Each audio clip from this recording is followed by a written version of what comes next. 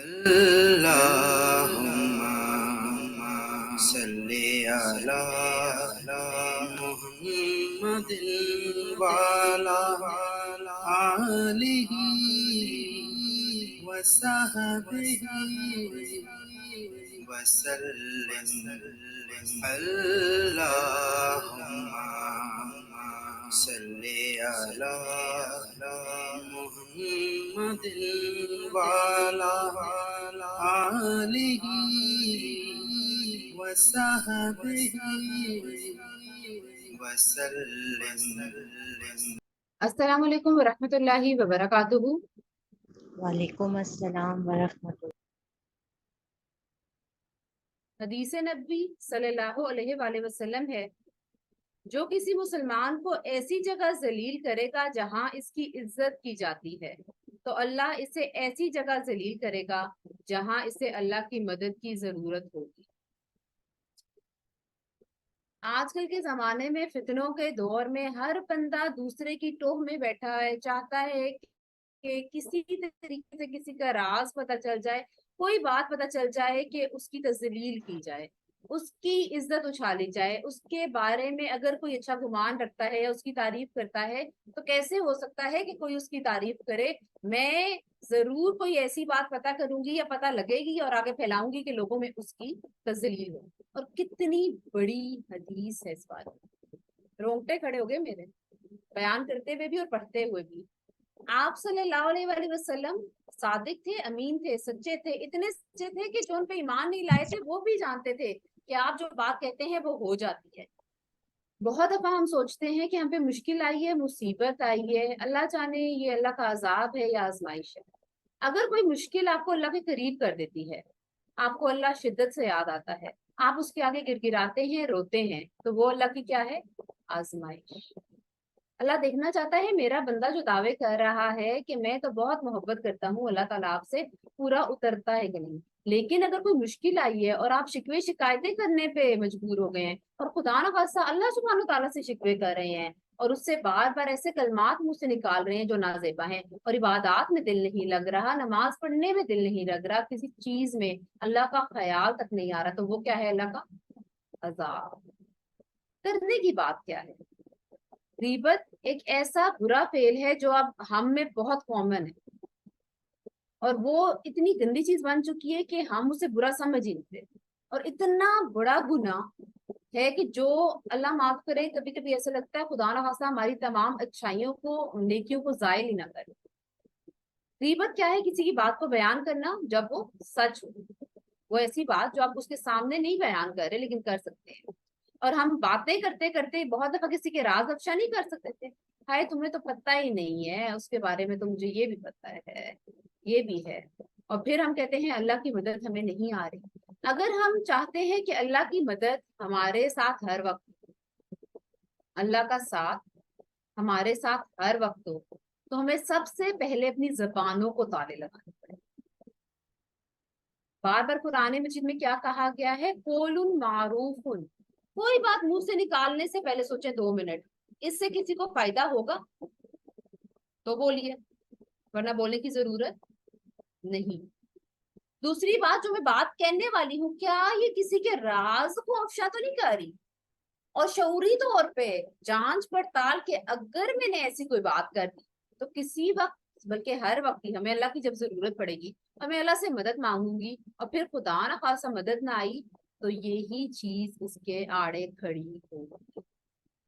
بار بار قرآن پاک اور سیرت النبی صلی اللہ علیہ وسلم ہمیں تزکیہ کرنے پہ مجبور کرتا ہے، اور سب سے پہلے ہم نے کس کو کھنگالنا ہے؟ اپنے آپ کو، اپنے نفس کو۔ جب تک کوئی انسان برائی سے پاک ہے نہیں، اللہ سبحانہ تعالیٰ یہ بھی کہتے ہیں کہ اگر تم لوگ اتنے پاک صاف ہو جاتے تو میں تمہیں مار دیتا اور ایک ایسی قوم پیدا کرتا جو گناہ کرتے اور پھر مجھ سے معافی مانگتے۔ گناہ ہوتے رہیں گے، انسان ہے نا، نفس کبھی غالب آ جائے گا، کبھی شیطان غالب آ جائے گا، کبھی کسی کا اثر غالب آ جائے گا، لیکن اچھا انسان اور مومن کون ہے جو گناہ کے بعد کیا کرے؟ توبہ، اور دل سے اس گناہ کو برا جانے اور پکا ارادہ کر لے کہ آئندہ نہیں کروں گا۔ اس حدیث نبوی کو سننے کے بعد آج سے ہم دل سے ارادہ کرتے ہیں کہ ہم کبھی کسی کی بات کسی کو انشاءاللہ نہیں بتائیں گے۔ آج کے نشست کا باقاعدہ آغاز کرتے ہیں۔ نحمدہ و نصلی علی رسولہ الکریم، اما بعد فاعوذ باللہ من الشیطان الرجیم، بسم اللہ الرحمن الرحیم۔ ربی اشرح لی صدری ویسر لی امری واحلل عقدۃ من لسانی یفقہوا قولی۔ ربی زدنی علما، ربی زدنی علما، ربی زدنی علما۔ اللہم فقہنا فی الدین، اللہم انی اسألک علما نافعا ورزقا طیبا وعملا متقبلا۔ اللہم صلی علی محمد وعلی آل محمد کما صلیت علی ابراہیم وعلی آل ابراہیم انک حمید مجید۔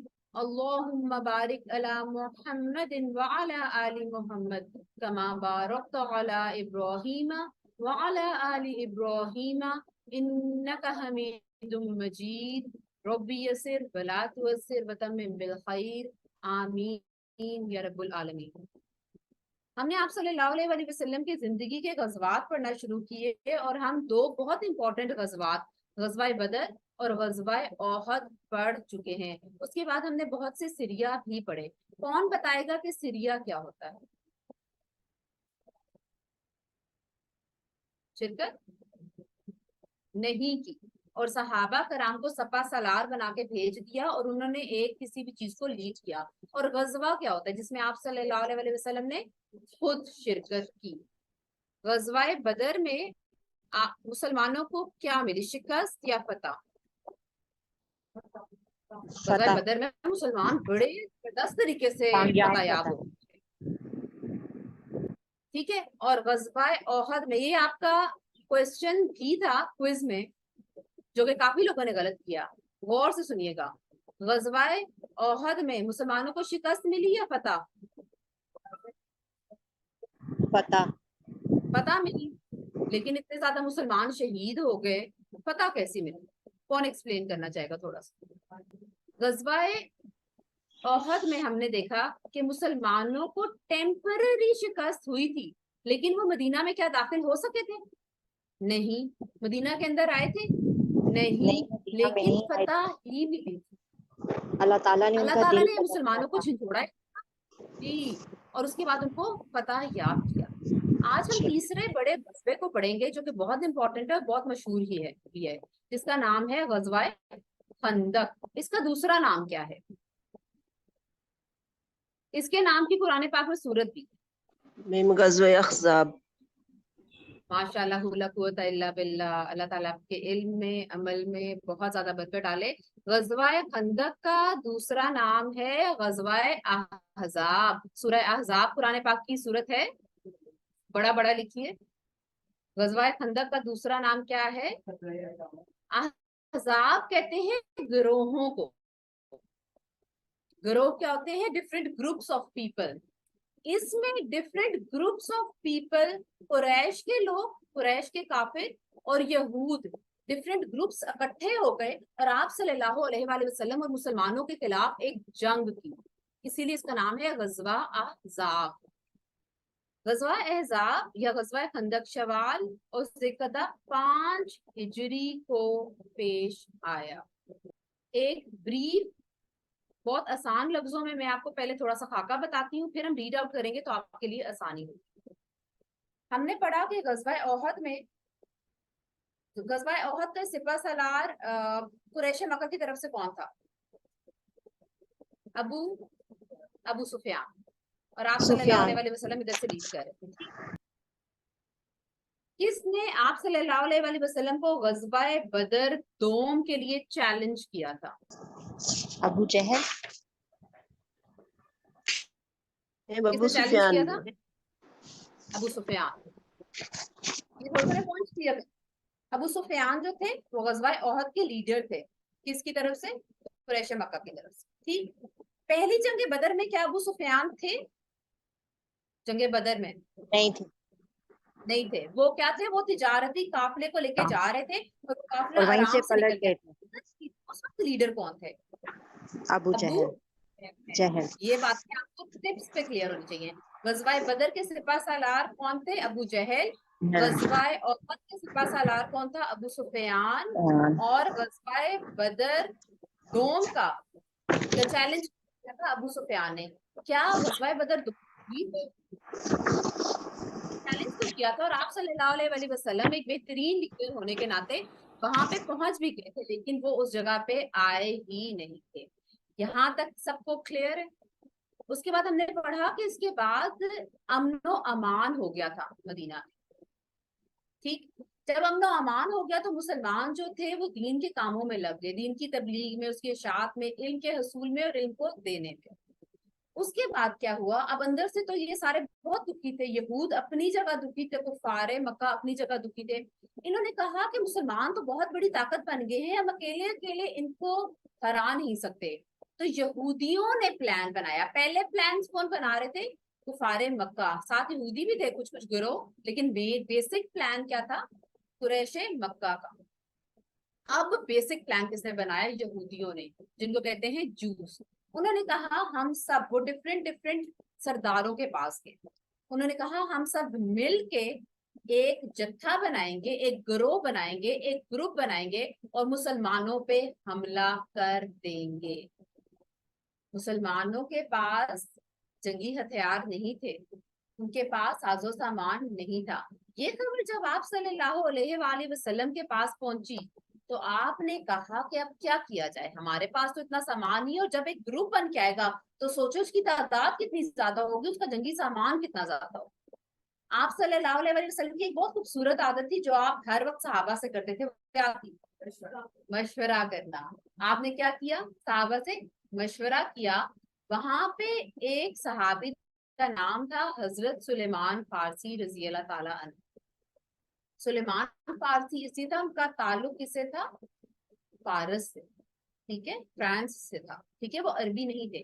جب مشورہ کیا تو انہوں نے کہا آپ صلی اللہ علیہ وسلم اگر آپ کو برا نہ لگے تو میں ایک تجویز دینا چاہتا ہوں. آپ صلی اللہ علیہ وسلم نے فرمایا جی. انہوں نے کہا کیوں نہ ہم خندق کھودتے ہیں. پیچھے جتنے لیکچرز آپ نے پڑھے ہیں بار بار آپ کو بتایا گیا ہے کہ عرب، قریش مکہ اور مدینہ والے لڑنے میں بہت تیز تھے اور ان کے قبائلی جنگیں بہت زیادہ ہوتی.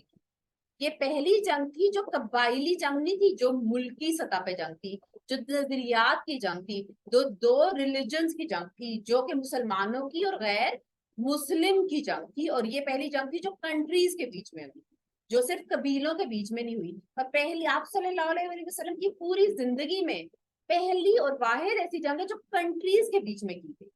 سارے کنٹری اکٹھے ہو گئے، یہودی اکٹھے ہو گئے، قریش اکٹھے ہو گئے، ایک بڑا سا جتھا بنا لیا اور مسلمانوں پہ دھاوا بولنے لگے. انہوں نے کہا کہ ایسا کرتے ہیں کہ ہم خندق کھودتے ہیں. اب وہ فرانس سے آئے تھے، فارس سے آئے ہوئے تھے، تو ان کا لڑنے کا طریقہ فرق تھا. انہوں نے کہا ہمارے ملک میں یہ ہوتا ہے کہ خندق کھودی جاتی ہے. خندق کیا ہوتا ہے؟ بہت بڑا گڑھا، کھڈا، اتنا بڑا کہ اگر کوئی اس کے اندر جمپ کرے گا یا نکلے گا تو اتنی دیر میں دوسری سائڈ کو ٹائم مل جائے گا کہ وہ ریڈی ہو جائے اس سے لڑنے کے لیے. خندق کھودی جاتی ہے. اگر آپ کہیں تو ہم خندق کھودیں. پیچھے ہی غزوات کو پڑھاتے ہوئے، غزوہ احد میں میں نے بتایا تھا کہ مدینہ ایسے ہے، مدینہ کو تین طرف سے کس نے گھیرا ہوا ہے؟ پہاڑوں نے، اور ایک جگہ ہے جو کھلی ہے. اب غور سے اس کو امیجن بھی کریں، تین طرف سے کس نے گھیرا ہوا ہے؟ پہاڑوں نے. ایک جگہ کھلی ہے، تو خندق کہاں کھودی گی؟ جو جگہ کھلی. یہ مائنڈ میں بہت کلیئر ایک میپ سا بنا لیجیے، آپ کو بڑی آسانی ہو جائے گی. تین طرف پہاڑ ہے اور سامنے جو ایریا کھلا ہے وہاں پہ خندق ہوتی تھی. خندق اتنی ڈیپ تھی کہ اگر کوئی اس میں جائے گا اور نکلے گا. اب سردیوں کا موسم تھا، مسلمان جو اس وقت کے تھے، مکہ کے تھے، مدینہ کے تھے، وہ تو یوز ٹو نہیں تھے، کیونکہ یہ آئیڈیا کس کا تھا؟ حضرت سلیمان فارسی کا، جو عرب کے نہیں تھے. سردی کے موسم میں دھوپ کے ساتھ، چیزوں کی کم تعداد کے ساتھ انہوں نے خندق کھودنا شروع. ہر بندے نے اپنا کام چھوڑ دیا اور خندق کھودنے میں مشغول ہو گیا. آپ صلی اللہ علیہ وسلم کو جب پتا چلا کہ دشمن حملہ کرنے والا ہے اور اتنی کثیر تعداد میں، آپ صلی اللہ علیہ وسلم نے کیا کیا؟ اس کی تیاری. مشورہ کریں اور پریپیئر ہونا بہت ضروری ہے. پریپریشن کرنے کے بعد آپ صلی اللہ علیہ وسلم کتنے غزوات میں آپ نے بار بار دیکھا ہے کہ آپ تیاری پوری کر لیتے تھے، اس کے بعد کس کے حضور جھک جاتے تھے؟ अल्लाह सुब्हानो ताला के बाद कोई भी गज़वा आपने ऐसे देखा है कि आप सल्लल्लाहु अलैहि वसल्लम ने तैयारी ना की हो, बस नमाज बिछा के नफल पढ़ने लग गए हो। और आज मुसलमानों का ये रवैया नजर आता है कि तैयारी शायरी कुछ नहीं, पढ़ना शरना कुछ नहीं, बस गैबी से दिमाग में कोई वही आ जाएगी और सब कुछ हो जाएगी। किसी भी मुश्किल वक्त में आपने असबाब के साथ तैयारी पूरी करनी है और उसके बाद मदद अल्लाह से मांगनी है, अल्लाह गैर इंशाल्लाह करेगा। खंदक खोद दी गई, बच्चे और औरतें जो थे वो सारे समझे बैक पे, ये बच्चे और औरतें हैं, ये आप सल्लल्लाहु अलैहि वसल्लम और मुसलमान हैं, ये खंदक है, और उस साइड पे कौन है? कुरैश मक्का और यहूद। ठीक, खंदक खोद दी गई। अब वो आए, उन्हें आइडिया नहीं था, उन्होंने कहा हम जाएंगे जी, तलवार से तीरों से लड़ेंगे, हम तो जीत जाएंगे। आप क्या है, खंदक खुली हुई, जब एकदम से कोई सरप्राइज मिलता है, बंदा वो खिला जाता है ना, वो आए, वो बुखला के कहते ये क्या है। उस वक्त उस अबू सुफियान ने क्या कहा, ये किसी अरबी का काम नहीं है, ये किसी और ने मशवरा दिया। समझ तो वो गया कि ये किसी और का मशवरा है जिस पे अमल हुआ है। उन्होंने कहा अब क्या करें, उन्होंने वहां पे अपना सारा सामान सेट किया, चीजें सेट की और बैठ गए। अब खंदक इतनी डीप थी कि उसके अंदर जाना और निकलना मुश्किल था। बीच में सिर्फ एक मौका ऐसा था जिसमें कुछ कुफार उतरे थे, तो हजरत अली ने बड़े डट के उनका मुकाबला किया था। वो आप आगे इंशाल्लाह पढ़ेंगे। मुसलमानों के पास क्या हथियार थे, क्या चीजें थी, क्या असबाब थे, क्या था? इखलास, अल्लाह का साथ और पूरी नीयत लड़ने की। आप सल्लल्लाहु अलैहि वसल्लम नफल पढ़ते रहे और एक मकाम जब आगे करीब जंग का एंड आने वाला था, आप सल्लल्लाहु अलैहि वसल्लम ने रात को 3 दफा बेदार होकर अल्लाह सुब्हानो ताला को याद किया और एक सहाबी को मुकर्रर किया कि आप वहां पे जाएं, क्योंकि वहां पे फोन्स तो नहीं थे, कम्युनिकेशन कैसे होता था कि दूसरी साइड पे क्या हो रहा है, जासूसी की जाती है। एक सब सहाबियों को कहा कि जाइए, कौन जाएगा और वहां से इंफॉर्मेशन लेके जाए आएगा, कोई नहीं उठा। आप सल्लल्लाहु अलैहि वसल्लम खामोश हो गए, फिर रात को बेदार हुए, फिर नफल पढ़ाए, कौन से नफल? तहज्जुद के नफल। फिर पूछा कौन सा साहब, कौन है जो जाएंगे और इंफॉर्मेशन लेके आएंगे। इतना डर था, इतनी ठंड थी, इतनी भूख थी कि कोई ना उठा। फिर आप सल्लल्लाहु अलैहि वसल्लम ने नाम लेके एक सहाबी को मुंतखब किया कि आप जाइए और जाके वहां से इंफॉर्मेशन लेके आए कि वहां पे क्या हो रहा है। वो सहाबी कहते हैं कि जब आप सल्लल्लाहु अलैहि वसल्लम ने मुझे वहां भेज दिया और मैं वहां पे चला गया, तो मुझे पहले तो ठंड लग रही थी, लेकिन बाद में जैसे ही मैं घोड़े पे सवार हुआ, मुझे ऐसे मालूम हुआ जैसे किसी ने गर्म कंबल मेरे ऊपर उड़ा दिया। वहां पे गए, अंधेरा था। अबू सुफियान ने क्या कहा कि हर बंदा अपने इर्द गिर्द देख ले कि उसके इर्द गिर्द कौन बैठा है, क्यों? ताकि चेक कर ले कोई जासूस तो वहां नहीं बैठा हुआ। तो उन्होंने क्या किया, हिकमत अमली से उन्होंने साथ वाले बंदे का हाथ पकड़ा, उन्होंने कहा हाँ जी तुम कौन हो, तुम कौन सा कबीले से? वो घबराए नहीं, उन्होंने उससे पूछना शुरू कर दिया। ये क्या होता है कि अगर किसी काम के लिए गए हैं, कोई जुर्मंदाना काम है, तो आप प्रेजेंस ऑफ माइंड के साथ बैठे। ये नहीं अगर वो घबरा जाते तो पता चल जाता कि ये बैठे हैं। उन्होंने कहा जी सब अपने हैं। तो वो सुफियान ने कहा कि इतने दिन से हम यहाँ पे बैठे हुए हैं, मुहासरा किया हुआ है, मेरे ख्याल में हमें वापस चले जाना चाहिए। और अल्लाह सुब्हानो तआला ने ऐसी आंधी उड़ाई कि उनके टेंट्स, उनकी हांडियां, उनका सब साजो सामान तहस नहस हो गया और वो सब वापस चले गए। जितने गजवात अभी तक हम पढ़ चुके हैं और अभी इंशाल्लाह भी हम डिटेल में जब आगे पढ़ेंगे, बचाने वाला कौन है और ईमान किस पे होना चाहिए। अगर अल्लाह साथ हो ना, तो यकीन जाने आपको कोई तिनका भी नहीं चुप सकता। इतना ईमान मजबूत कर ले।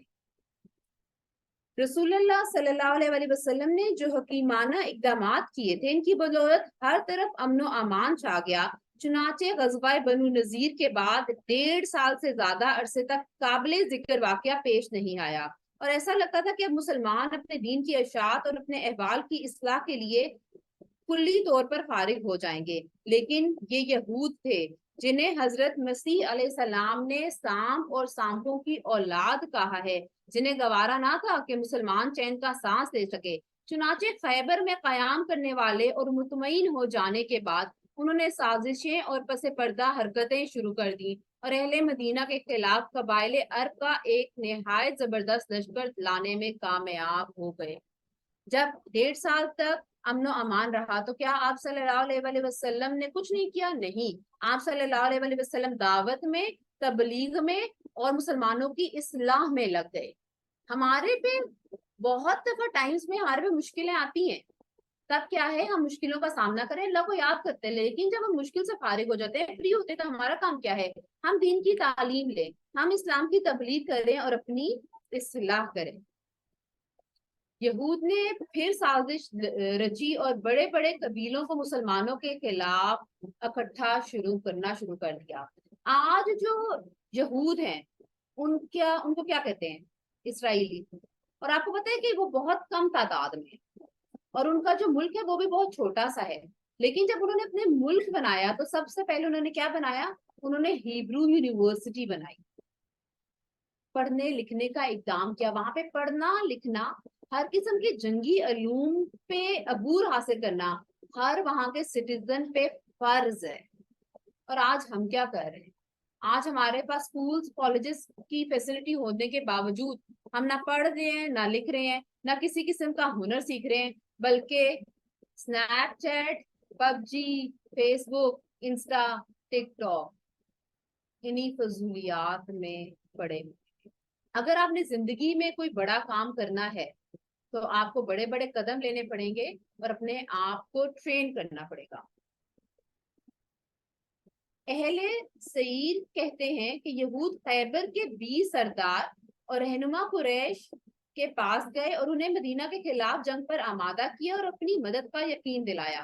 قریش اس کے لیے تیار ہو گئے تو یہ لوگ بنو عطفان کے پاس گئے، انہوں نے بھی بات مان لی۔ اس کے بعد دوسرے قبائل میں گھومے اور ان سے معتد قبائل کی جنگ لڑنی منظور کر لی۔ اس کے بعد سارے قبائل کو ایک منظم پلان کے تحت اس طرح حرکت دی کہ سب کے سب ایک ہی وقت مدینہ کے اطراف میں پہنچ گئے۔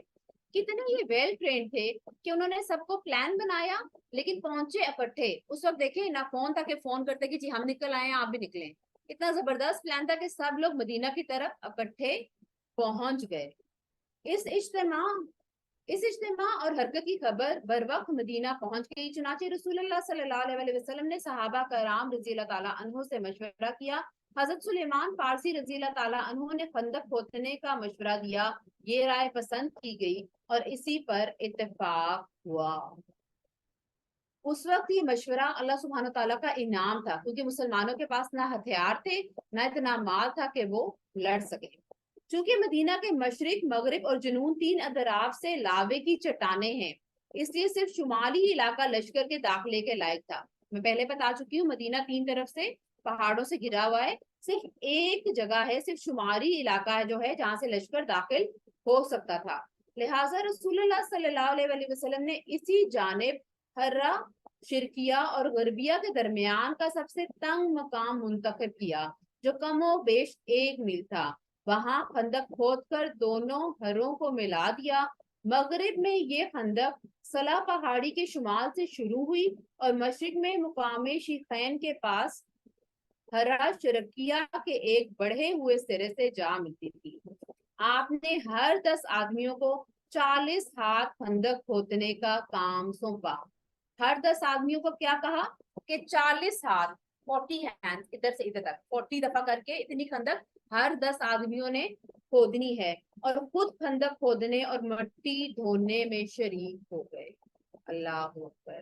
آپ صلی اللہ علیہ وسلم کی کیا شان ہے اور کتنے زبردست لیڈر تھے کہ جو کام بھی کرواتے تھے خود وہ ضرور کرتے تھے۔ نہ صرف انہوں نے خندق کھدوائی بلکہ خود بھی مٹی دھونے میں شریک ہو گئے۔ لوگ رجز پڑھتے اور آپ صلی اللہ علیہ وسلم جواب دیتے۔ رجز کیا ہوتا ہے؟ دل کو نرم کرنے والے اشعار۔ لوگ وہ پڑھتے اور آپ صلی اللہ علیہ وسلم جواب دیتے، پھر آپ صلی اللہ علیہ وسلم رجز پڑھتے اور لوگ اشعار پڑھتے۔ ان سے کیا ہوتا تھا؟ مسلمانوں کا حوصلہ بلند۔ پچھلی جنگ میں ہم نے ایک پوائنٹ پڑھا تھا کہ وہ اپنے ساتھ حوصلہ بڑھانے کے لیے کیا لے کر آئے تھے؟ غزوہ احد میں قریش مکہ عورتیں، ناچنے گانے والی عورتیں، اور اس وقت بھی ہم نے پڑھا کہ آپ صلی اللہ علیہ وسلم نے اللہ اکبر کہا، قرآن کی آیتیں پڑھی اور مسلمانوں کا حوصلہ بڑھ گیا۔ یہاں پہ بھی رچ کر رہے ہیں، اچھی باتیں کر رہے ہیں اور حوصلہ بڑھا رہے ہیں۔ کیا مسلمانوں کو ناچنے گانے اور عورتوں کی ضرورت ہوتی ہے حوصلہ بڑھانے کے لیے؟ اللہ کا کلام انصافی ہے۔ لوگوں نے خندق کھودنے میں بڑی مشقتیں برداشت کی، بالخصوص جاڑے اور بھوک کی شدت، ایکسٹریم ٹھنڈ۔ آپ کو پتہ ہے ٹھنڈ میں بھوک بھی زیادہ لگتی ہے، برداشت نہیں ہوتی۔ ایکسٹریم ٹھنڈ اور بھوک کی شدت، چنانچہ ہتھیلی بھر جو لایا جاتا اور بو دینے والی چکنائی کے ساتھ کھانا بنایا جاتا۔ اللہ اکبر، اتنا سا جو ہوتا اور ایسی چکنائی میں بنایا جاتا جس سے کیا آ رہی تھی، بو آ رہی ہوتی، لوگ اسی کو کھا رہے۔ حالانکہ حلق سے اس کا اترنا مشکل ہوتا۔ لوگوں نے رسول اللہ صلی اللہ علیہ وآلہ وسلم سے بھوک کی شکایت کی اور اپنے پیٹوں پر ایک ایک پتھر بندھا ہوا دکھلایا، تو آپ صلی اللہ علیہ وآلہ وسلم نے انہیں اپنے پیٹ پر 2 پتھر دکھلا دیے۔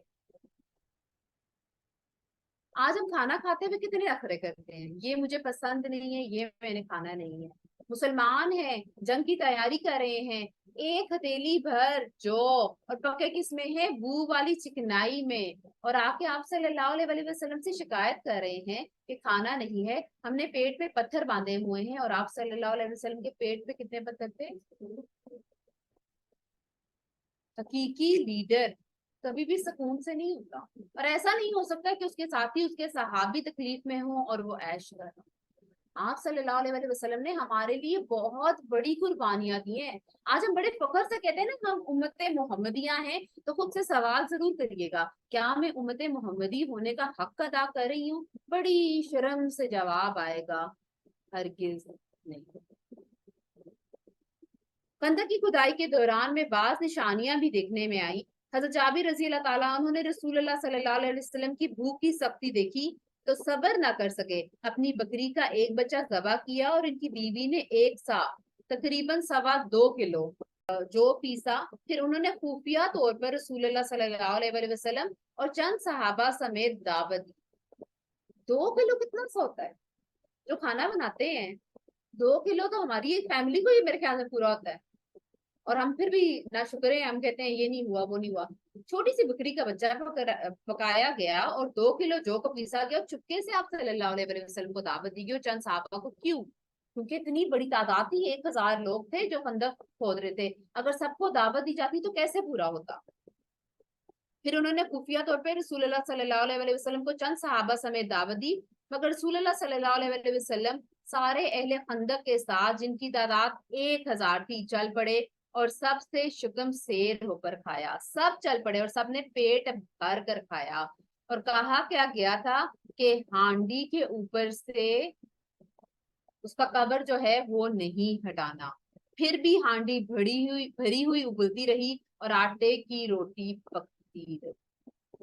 اللہ پہ توکل تو کر کے دیکھیے، اللہ نہیں اکیلا چھوڑتا، اور یہ میں لکھ کے دینے کو تیار ہوں۔ مشکل وقت میں، ایسے وقت میں جب مجھے ایسا لگا کہ آپ آگے کوئی راستہ نہیں ہے، آپ کچھ نہیں ہو سکتا، اللہ نے کبھی میرا ہاتھ نہیں چھوڑا۔ صرف اس وقت کیا چاہیے ہوتی ہے؟ استقامت۔ اس وقت وہ ٹائم ہوتا ہے یا تو آپ بریک ہو جاؤ گے، یا آپ غلط طرف چل پڑو گے، یا آپ ڈٹے رہو گے۔ ڈٹے رہ کے تو دیکھیے، اللہ آپ کا ہاتھ کبھی نہیں چھوڑے گا۔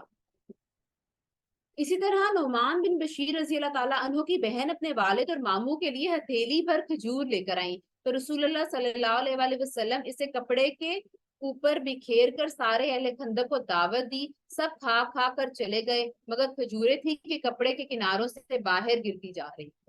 تھوڑی سی کھجوریں لائی، اس پہ کپڑا ڈال دیا اور کھاتے رہے اور کھجوریں ختم نہ۔ اللہ سبحانہ تعالیٰ غیب سے مدد فرما رہا تھا۔ خندق کی کھدائی کے دوران میں حضرت جابر اور ان کے ساتھیوں کے حصے میں ایک سخت چٹان نما زمین آ گئی۔ نبی صلی اللہ علیہ وآلہ وسلم سے کہا گیا تو آپ نے اتر کر گدال ماری اور وہ بھربھری ریت میں بدل گئی۔ اسی طرح حضرت برا کے ساتھیوں کا ایک چٹان سے سامنا ہوا۔ نبی صلی اللہ علیہ وآلہ وسلم نے اتر کر بسم اللہ کہا اور گدال سے ایک ضرب لگائی تو ایک ٹکڑا کٹ گیا اور اس سے ایک روشنی نکلی۔ آپ صلی اللہ علیہ وآلہ وسلم نے فرمایا، اللہ اکبر، مجھے شام کی کنجیاں دی گئیں اور اس وقت میں اس کی سرخ محل دیکھ رہا ہوں۔ اس کے بعد آپ صلی اللہ علیہ وآلہ وسلم نے دوسری ضرب لگائی اور فتح فارس کی خوشخبری سنائی، پھر تیسری ضرب لگائی اور فتح یمن کی خوشخبری سنائی، اور پوری چٹان کٹ گئی۔ مشکلیں برداشت کرتے رہے تو کیا اللہ سبحانہ تعالیٰ انعام نہیں دے گا؟ اللہ سبحانہ تعالیٰ نے بتا دیا کہ آپ فارس پہ، آپ روم پہ کانکر کریں گے۔ ایسے سمجھ لیجئے اس وقت کی سپر پاورز کے نام بتا دیے گئے کہ وقت آئے گا یہ سب آپ کانکر کریں گے, ان پہ حکمرانی کریں گے. ادھر قریش اور ان کے پیروکار 4000 کا لشکر لے کر آئے. سوچیے اگر اللہ کی مدد نہ آتی, اگر حضرت سلیمان فارسی رضی اللہ تعالیٰ عنہ ایک مشورہ نہ دیتے, تو کیا 1000 لوگ جن کے پاس ہتھیار نہیں ہے, سامان نہیں ہے, وہ 4000 ہتھیار سے بھرپور لشکر کا سامنا کر سکتے تھے؟ آج ہم کہتے ہیں نا کہ ہم کچھ نہیں کر سکتے, مسلمان کچھ نہیں کر سکتا, ہم بیچارے ہیں. آپ ڈٹ کے تو دیکھیے, آپ کھڑے تو ہو کے دیکھیے کفر کے خلاف, کیسے ہو سکتا ہے اللہ آپ کی مدد نہ کرے. ادھر قریش اور ان کے پیروکار 4000 کا لشکر لے آئے. ان کے پاس 300 گھوڑے اور 1000 اونٹ تھے. ان کا سالار ابو سفیان تھا. غزوہ خندق کا سالار کون تھا؟ ابو سفیان. اور جھنڈا عثمان بن طلحہ عبدری نے اٹھا رکھا تھا. انہوں نے جرف اور زائبانہ کے درمیان روما کے مجتمع الاسیال میں پڑاؤ ڈالا. دوسری طرف غطفان اور ان کے پیروکار اہل نجد 6000 کا لشکر لے کر آئے. اس کے علاوہ 6000 کا لشکر اہل نجد لے کر آئے, اور احد کے دامن میں وادی نقامی کے آخری سرے پر خیمہ زن ہوئے. مدینے کی دیواروں تک ایسے زبردست لشکر کا پہنچ جانا بڑی سخت آزمائش اور خطرے کا باعث تھا. جیسا کہ سورہ احزاب میں اللہ سبحانہ و تعالیٰ نے فرمایا, جب وہ تمہارے اوپر تمہارے نیچے سے آئے اور جب نگاہیں کج ہو گئیں, دل حلق کو آ گئے, اور تم لوگ اللہ کے ساتھ طرح طرح کے گمان کرنے لگے, اس وقت مومنین کو آزمایا گیا اور انہیں شدت سے جھنجھوڑا گیا. لیکن اللہ تعالیٰ نے اس موقع پر مومنوں کو ثابت قدم رکھا, جیسا کہ سورہ احزاب میں اللہ سبحانہ و تعالیٰ نے فرمایا, اور جب اہل ایمان نے ان جتوں کو دیکھا تو کہنے لگے, یہ تو وہی چیز ہے جس کا اللہ اور اس کا رسول نے ہم سے وعدہ کیا تھا, اور اللہ اور اس کے رسول نے سچ فرمایا تھا. اور اس حالت نے ان کے جذبہ ایمان اور اطاعت کو کچھ اور بڑھا دیا. البتہ منافقین اور بیمار دلوں کا حال یہ ہوا کہ انہوں نے کہا, اللہ اور اس کے رسول نے ہم سے جو وعدہ کیا تھا وہ محض فریب ہے. ایک ہی سچویشن ہے, دو طرح کے مسلمان ڈیل کر رہے ہیں. ایک وہ جن کا اخلاص پورا ہے, جن کا ایمان مکمل ہے, وہ کیا کہہ رہے ہیں, یہ تو وہی ہے جو اللہ اور رسول صلی اللہ علیہ وسلم نے وعدہ کیا تھا, اور ان کا ایمان بڑھ گیا. اور ساتھ ہی وہ لوگ ہیں جن کے دل بیمار ہیں, جو منافق ہیں, ان کا ایمان کیا ہوا, گھٹ گیا. ایک ہی قرآن ہے جو ہم سب پڑھتے ہیں, جس سے کچھ کا ایمان بڑھ جاتا ہے اور کچھ کا ایمان گھٹ جاتا ہے. بہرحال رسول اللہ صلی اللہ علیہ وسلم نے مدینے پر ابن ام مکتوم کون سے صحابی تھے, کیا تھا ان کو مسئلہ, نابینا تھے. اور کتنی دفعہ آپ نے پڑھا ان کا نام کہ جب بھی آپ جنگ کے لیے جاتے تھے, پیچھے مدینہ کی ذمہ داری کس کو دے کے جاتے تھے, حضرت ام مکتوم کو. رسول اللہ صلی اللہ علیہ وسلم نے مدینے پر ابن ام مکتوم رضی اللہ تعالیٰ عنہ کو منظم مقرر کیا, عورتوں اور بچوں کو محفوظ کیا. پھر 3000 کا لشکر لے کر نکل پڑے اور جبل صلح کو پشت پر کر کے قلعہ بندی کی شکل اختیار کی. سامنے خندق تھی جو مسلمانوں اور کفار کے درمیان حائل. ادھر مشرکین نے قرار یابی کے بعد تیار ہو کر مدینے کی طرف پیش قدمی کی. جب مسلمانوں کے قریب پہنچے تو کیا دیکھا, ایک چوڑی سی خندق ان کے اور مسلمانوں کے درمیان حائل ہے. یہ دیکھ کر ابو سفیان بے ساختہ کہا, یہ ایسی چال ہے جس کو عرب جانتے نہیں. اسے پتا چل گیا کہ یہ عربوں کا کام ہے, یہ ایسی چال ہے جس کو عرب نہیں جانتے. اب انہوں نے خندق کے گرد غیظ و غضب کے ساتھ چکر کاٹنا شروع کیا. انہیں کیسے ایسے نقطے کی تلاش تھی جہاں سے خندق پار کر دے. کوئی ایسی جگہ دیکھ رہے تھے جہاں سے خندق کام ہو, وہاں سے پار کر لیں. لیکن مسلمان ان پر تیر برسا کر انہیں خندق کے قریب آنے نہیں دے رہے تھے, تاکہ وہ اس میں نہ کود سکیں نہ مٹی ڈال کر راستہ بنا سکیں. مجبوراً مشرکین کو مدینے کا محاصرہ کرنا پڑا, حالانکہ وہ اس کے لیے تیار ہو کر نہیں آئے تھے, کیونکہ چلتے وقت یہ منصوبہ ان کے خواب و خیال میں بھی نہ تھا. لیکن بہرحال اب وہ روزانہ دن میں نکلتے اور خندق عبور کرنے کی کوشش کرتے تھے, جبکہ مسلمان پورے راستے پر ان کے سامنے موجود ہوتے اور تیروں اور پتھروں سے ان کا استقبال کرتے تھے. مشرکین نے کئی بار بڑی زبردست کوشش کی اور پورا دن اسی میں صرف کر دیا, لیکن مسلمان بھی دفاع میں ڈٹے رہے, یہاں تک کہ ان کی اور رسول اللہ صلی اللہ علیہ وسلم کی کئی نمازیں قضا ہو گئیں, اور سورج ڈوبنے کے قریب یا ڈوبنے کے بعد ہی انہیں نمازیں ادا کرنے کا موقع مل سکا. اس وقت تک نماز خوف مشروع نہیں ہوئی تھی۔ جب انہوں نے خندق دیکھی انہوں نے کیا کیا کریں، وہ اپنے ساتھ اتنا ساز و سامان نہیں لے کر آئے تھے کہ وہاں محاصرہ کر کے بیٹھے، لیکن انہوں نے کیا کیا، حصار کر لیا۔ حصار کا مطلب اس کو گھیر لیا، اس جگہ کو، وہاں بیٹھ گئے۔ دن کے وقت وہ نکلتے، خندق پار کرنے کی کوشش کرتے، ادھر سے مسلمان کیا برساتے، تیر اور پتھر، اور پورا پورا دن وہ کوشش کرتے رہتے لیکن وہ پار نہ کرنے دیتے۔ اس میں مسلمانوں کی بہت سی نمازیں قضا ہو گئی تھی۔ ایک روز مشرکین کے شہر سواروں کی ایک جماعت نے، جن میں عمر بن عبدود، اکرما بن ابو جہل اور زرار بن خطاب وغیرہ تھے، ایک تنگ مقام سے خندق پار کر لی اور ان کے گھوڑے خندق اور صلح کے درمیان چکر کاٹنے لگے۔ ادھر حضرت علی رضی اللہ تعالیٰ عنہ چند مسلمانوں کے ہمراہ نکلے اور جس مقام سے انہوں نے خندق پار کی تھی اسے قبضے میں لے کر ان کی واپسی کا راستہ بند کر دیا۔ اس پر عمر بن عبدود نے مبازرت کے لیے للکارا، وہ بڑا جری اور شفاق تھا۔ حضرت علی رضی اللہ تعالیٰ عنہ نے کچھ کہہ کر اسے بھڑکا دیا اور وہ گھوڑے سے اتر آیا۔ پھر دونوں نے ایک دوسرے پر بڑھ بڑھ کر وار کیے۔ حضرت علی رضی اللہ تعالیٰ عنہ نے اس کا کام تمام کر دیا اور باقی مشرکین بھاگ نکلے۔ وہ اس قدر مرعوب تھے کہ اکرما نے بھاگتے ہوئے اپنا نیزہ چھوڑ دیا اور نوفر بن عبداللہ خندق میں جا گرا جسے مسلمانوں نے طے کر دیا۔ تین مشرکین نے خندق پار کر لی لیکن حضرت علی اور چند مسلمان جو تھے چلے گئے، انہوں نے انہیں گھیر لیا، ایک کو مار ڈالا اور باقی جو تھے وہ ڈر کے واپس بھاگ گئے۔ اس جنگ میں فریقین کے صرف چند افراد مارے گئے، یعنی 10 مشرک۔ اس جنگ میں کتنے مشرک مارے گئے؟ 10، اور صرف 6 مسلمان شہید ہوئے۔ ایک تیر حضرت سعد بن معاذ رضی اللہ تعالیٰ عنہ کو لگا جس سے ان کے بازو کی بڑی رگ کٹ گئی۔ انہوں نے اللہ سے دعا کی کہ اگر قریش کی جنگ کچھ باقی رہ گئی ہو تو اس کے لیے انہیں زندہ رکھے، ورنہ اس زخم کو ان کی موت کا سبب بنا دے۔ البتہ اپنی دعا میں یہ بھی کہا مجھے موت نہ دے یہاں تک کہ بنو قریظہ سے میری آنکھیں ٹھنڈی نہ ہو جائیں۔ بنو قریظہ ایک ایسا یہودی گروہ تھا جو مدینہ کے اندر ہی تھا۔ انہوں نے آپ صلی اللہ علیہ وآلہ وسلم سے معاہدہ کیا تھا کہ ہم آپ کا ساتھ دیں گے، لیکن انہوں نے کیا کر دی؟ غداری۔ یہ مدینہ ہے، 3 سائڈ سے کور ہے اور بنو قریظہ سمجھے یہاں پہ ہے، ٹھیک یہاں پہ مدینہ کے لوگ ہیں، یہاں آگے خندق ہے۔ اندر والے بنو قریظہ کے لوگوں نے کیا کر دی؟ غداری۔ بنو قریظہ رسول اللہ صلی اللہ علیہ وآلہ وسلم کے ساتھ عہد میں بندھے ہوئے تھے، لیکن اس غزوے کے دوران میں بنو نذیر اور سردار ہویئی بن اخطب نے بنو قریظہ کے سردار کعب بن اسد کے پاس آ کر بڑے ڈھنگ سے عہد شکنی پر آمادہ کیا۔ چنانچہ قدرے پس و پیش کے بعد کعب نے عہد توڑ دیا اور قریش اور مشرکین کے ساتھ ہو گئے۔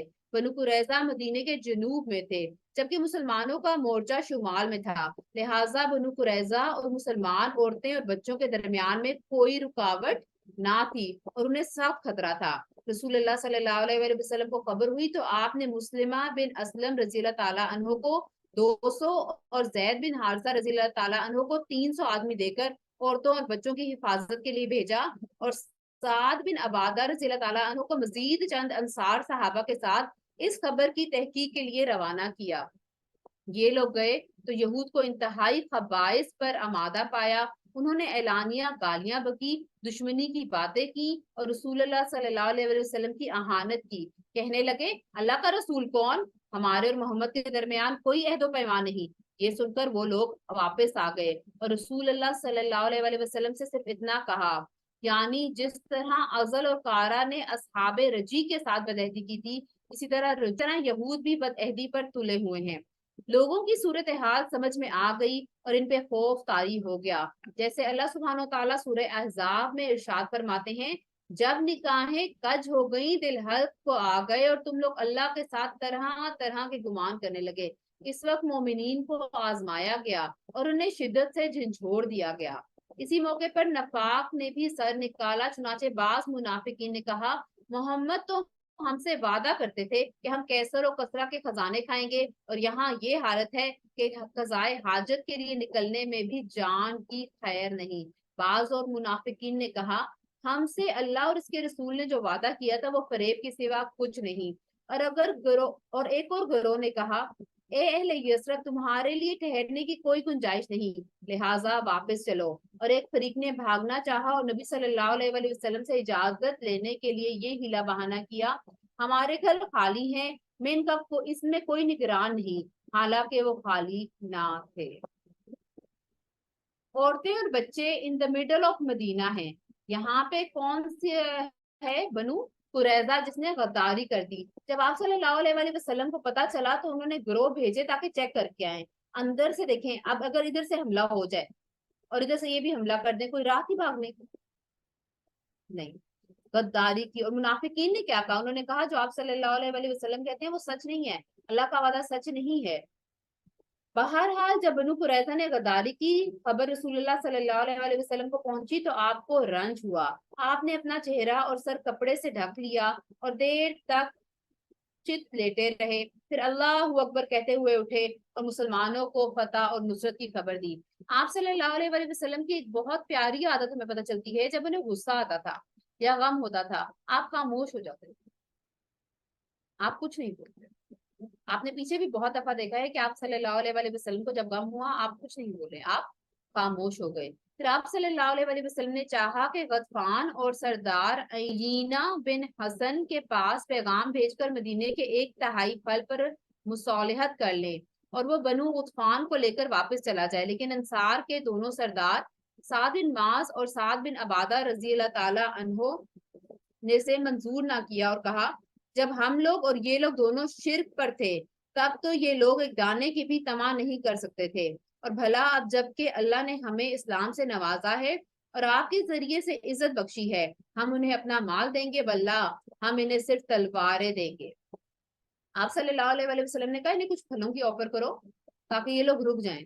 تو جن کا ایمان پکا تھا انہوں نے کیا کہا کہ جب ہم کفر پہ تھے تب ہم نے آفر نہیں کی تو اب ہم دیں گے نہیں، ہم ان سے لڑیں گے۔ اس پر آپ صلی اللہ علیہ وآلہ وسلم نے ان دونوں کی رائے کو درست قرار دیا۔ اللہ کے کام بھی نرالے ہیں۔ ابھی حالت اسی سنگین مرحلے سے گزر رہے تھے کہ نعیم بن مسعود الاشجعی رضی اللہ تعالی عنہ خدمت نبی میں حاضر ہوئے۔ ان کا تعلق قبیلہ غطفان سے تھا، وہ قریش اور یہود کے دوست تھے۔ انہوں نے عرض کی یا رسول اللہ صلی اللہ علیہ وآلہ وسلم میں مسلمان ہو گیا ہوں اور میری قوم کو میرے اسلام کا علم نہیں، لہٰذا آپ مجھے کوئی حکم فرمائیں۔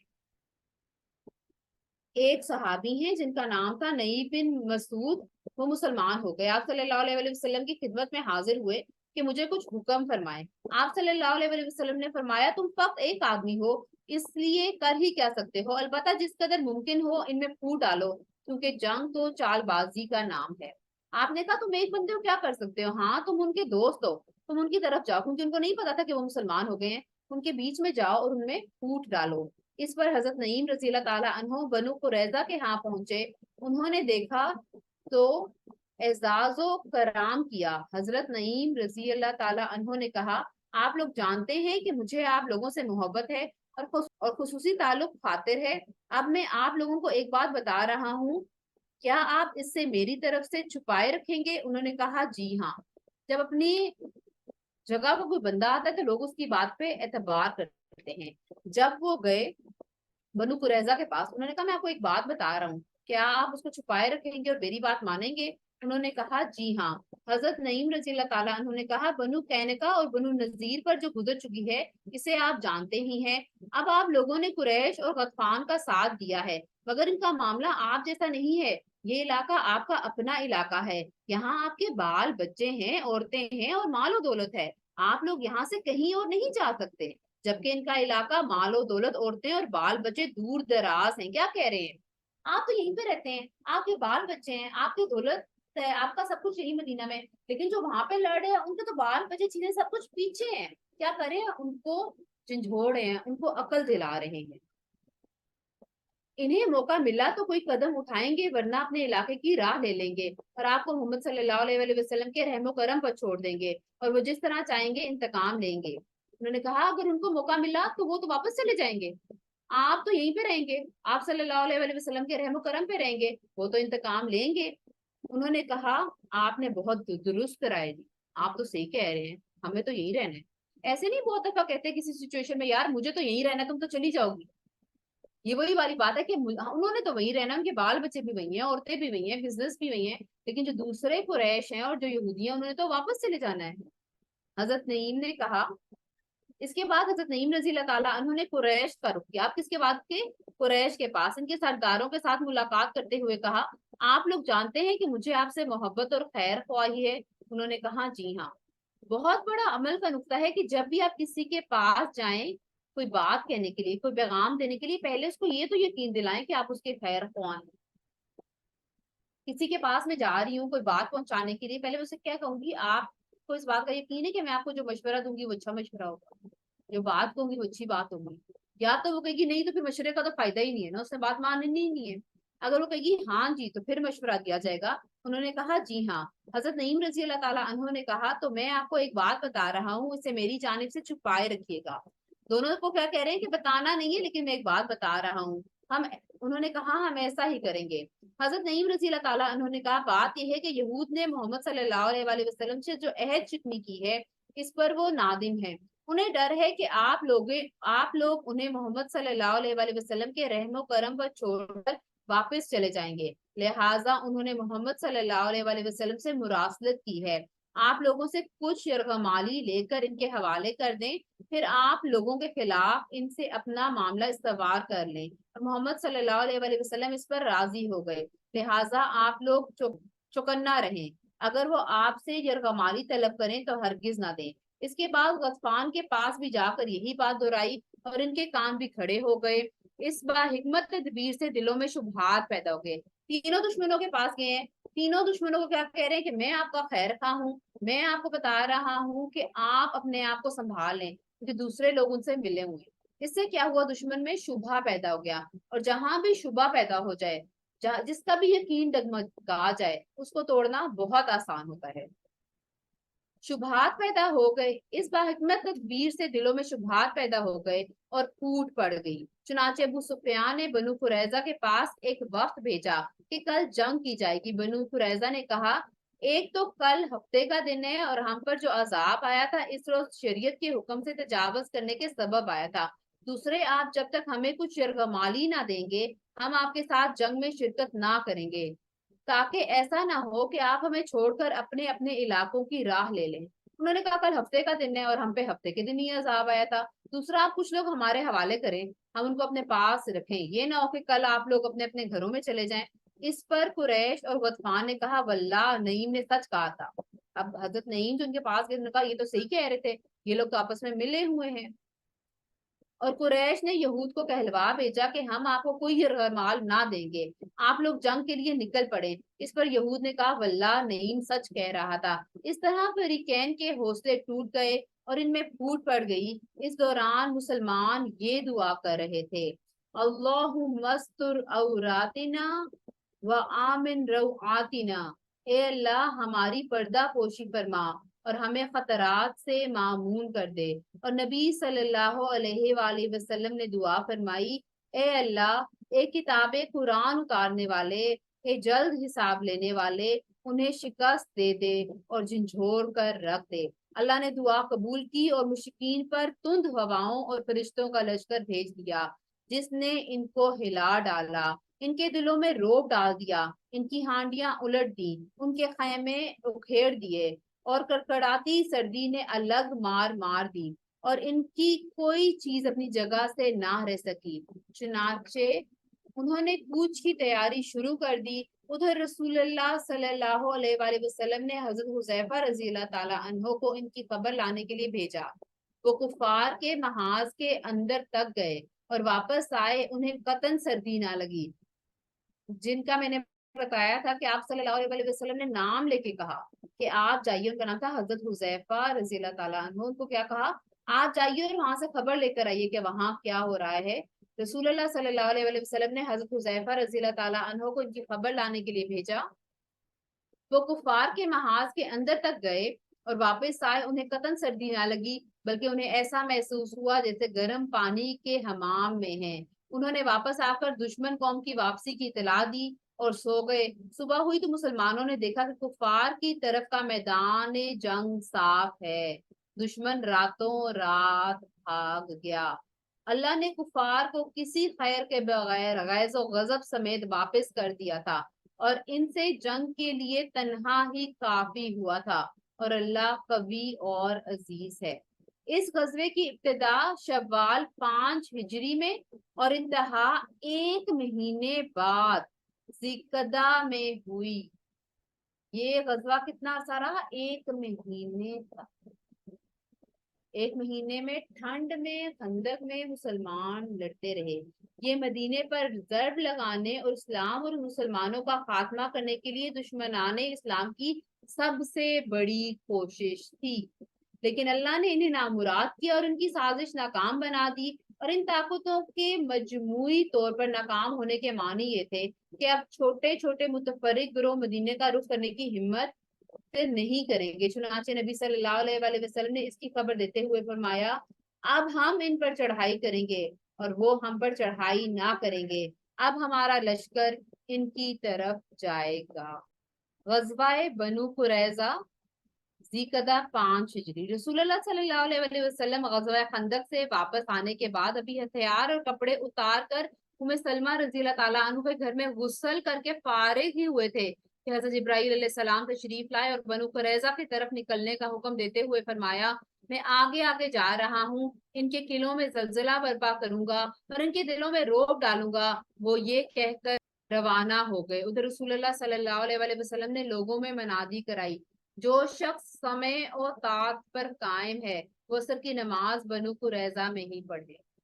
ایک جنگ ختم ہوئی ہے، ابھی گھر واپس آئے ہیں، گھر آ کے صرف کپڑے اتار کے شاور ہی لیا ہے کہ حضرت جبرائیل آ گئے کہ آپ بنو قریظہ کی طرف نکل آئے۔ بنو قریظہ کہاں پہ تھا؟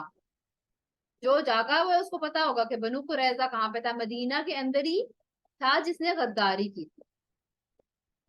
ابھی میں نے آپ کو بتایا تھا نا کہ مدینہ کے اندر ایک گروہ تھا یہود کا، جنہوں نے آپ صلی اللہ علیہ وآلہ وسلم سے وعدہ کیا تھا لیکن پھر کیا کر دی تھی؟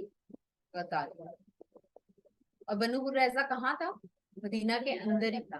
ابھی خندق سے واپس آئے ہیں، رکے نہیں ہیں، فوراً حضرت جبرائیل آ گئے کہ میں جا کے ادھر جا کے زلزلہ لا رہا ہوں، آپ گروہوں کے ساتھ نکلے، فوراً ہی ان کو کنفرنٹ کرنے کے لیے نکل گئے ہیں۔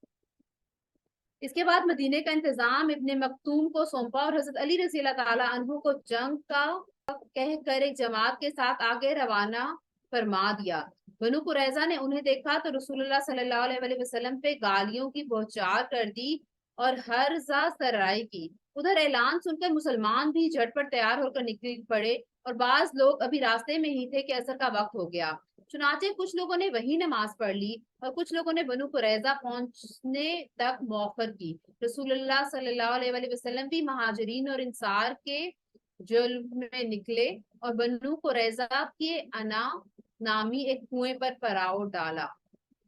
اللہ تعالیٰ نے بنو قریظہ کے دلوں میں رعب ڈال دیا اور وہ اپنے قلعوں میں بند ہو گئے، انہیں لڑائی کی جرت ہی نہ ہوئی۔